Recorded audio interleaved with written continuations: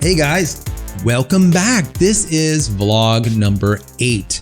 And I wanted to do this little quick vlog for you because I just finished recording the Digital Photography Cafe show, and there was something that is really near and dear to my heart that I thought was just absolutely amazing. Literally an hour ago, I got a wire and a press release from Hasselblad that I just have to share with you guys personally.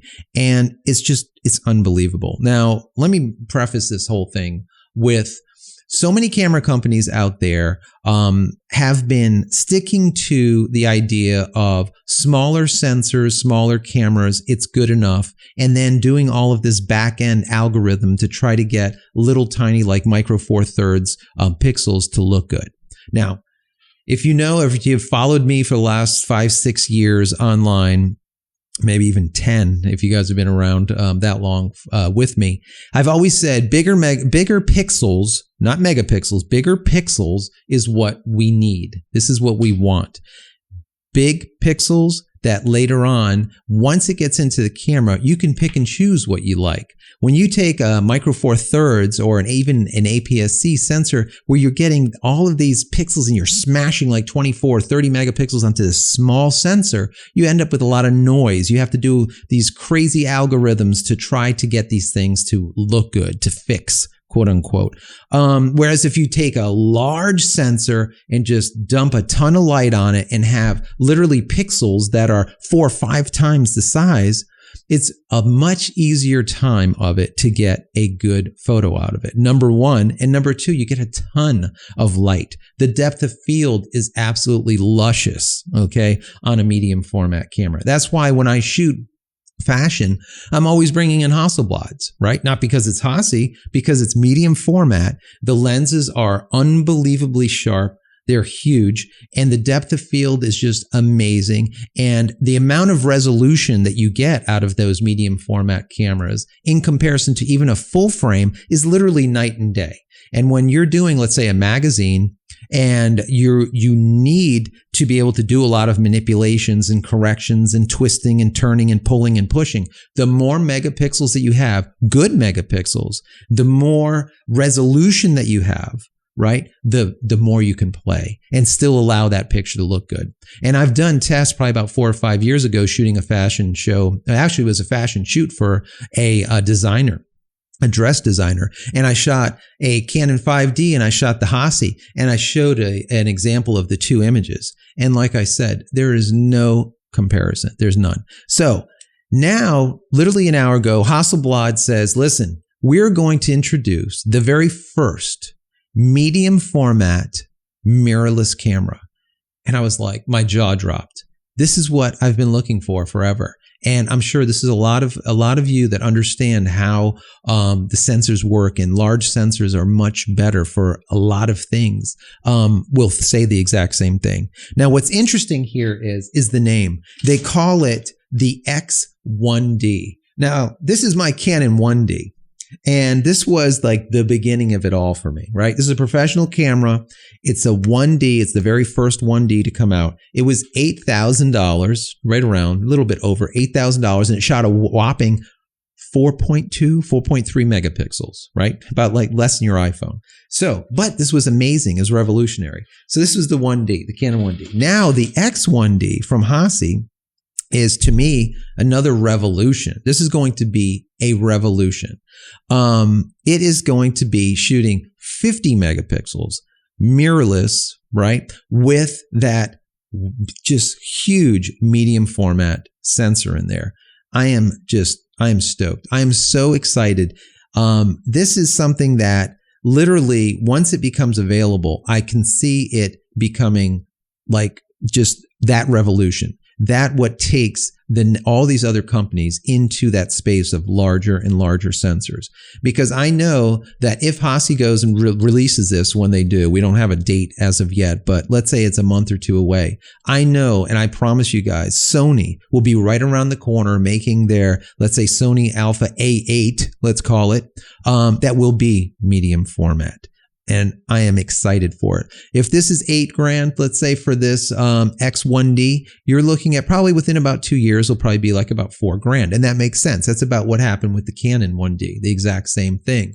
So what's interesting here too is instead of like what Hassi has always done in the past, and I've interviewed them, some of the top people from Germany, years and years ago, and they said, no, we're only going to do really good cameras, fantastic cameras, just top grade cameras. We're not going to play with video.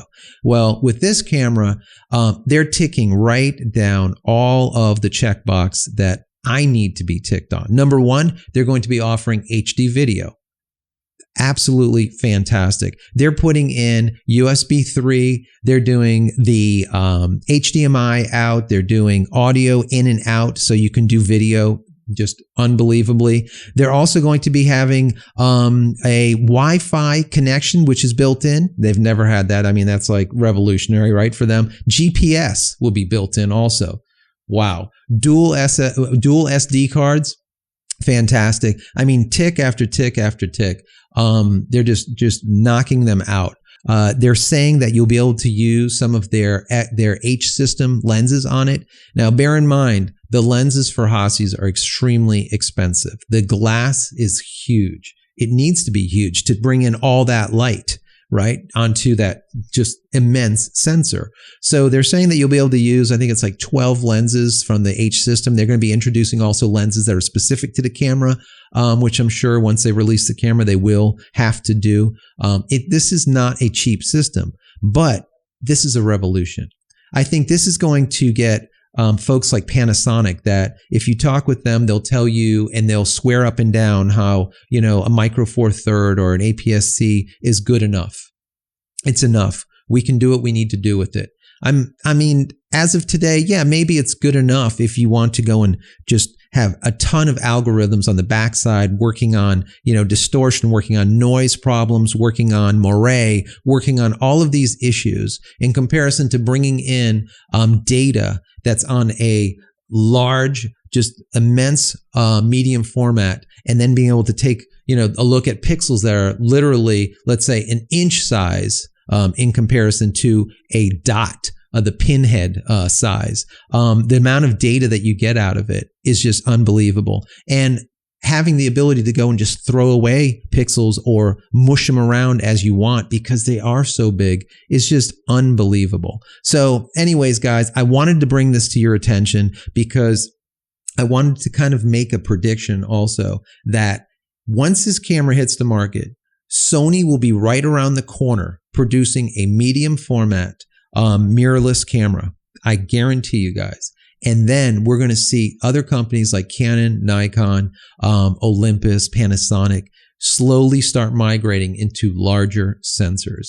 In the past, we went from shooting absolute beautiful black and white photos that were on medium format, full frame, that type of style, 35 millimeter, to all of a sudden in the 70s shooting 120, which is literally, film that's the negatives are the size of your pinky nail, right? And all of our images from that decade or from that era are just crap, guys. They're just crap. And that's what I feel like what has happened as of the last 10 years. A lot of times we're getting, the idea of it's good enough. It's good enough is, well, it's damn not good enough, right? We want something that's really of high quality. That's why you see a lot of people, they take, pictures of their iPhone. It's good enough. They take a portrait, with, let's say a Micro Four Thirds camera. And they take a look at it at a 4x6. It's good enough. We are currently at that good enough model, that good enough mindset. We need to move from that good enough and actually get good again. Get some good quality photos, good quality equipment. And I think Sony has been leading the way as of late with, like, for example, their Sony Alpha, the A7, the R2, as well as the S2.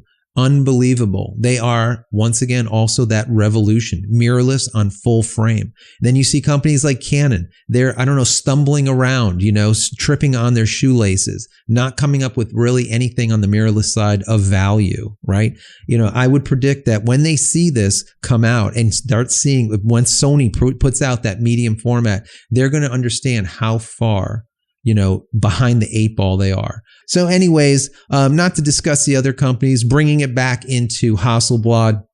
Kudos out to you guys over at Hasselblad. I am stoked. I cannot wait to see this X1D. I would really like to bring one of these in once they are available and maybe do a side-by-side test as I've done with the Hassi in the past and show you guys the difference between medium format and full frame and the resolution and how you can resolve into an image 3, 4, 5, 10 times sometimes as deep as where your full frame just all of a sudden goes to dust and it turns into pixels. So anyways, once again, just wanted to kind of give you this breaking news. I thought that it was once again a revolution, something to keep an eye out for, watch for it, watch for Sony's play, and watch for medium format. So anyways, that's it, guys. Hope you guys enjoyed this. If you like the content, please do me a favor and give me a thumbs up. I really would appreciate it. And if you haven't subscribed to the channel yet, go down here and subscribe, please. Trying to get those subscribes up so that when I do release something hopefully of value, you'll get them. You'll get these little rants of mine or edutainment, as sometimes I call it, as soon as they become available and as soon as I publish them. So that's it, guys. I hope you have a great day, and we'll see you on the next video. Take care.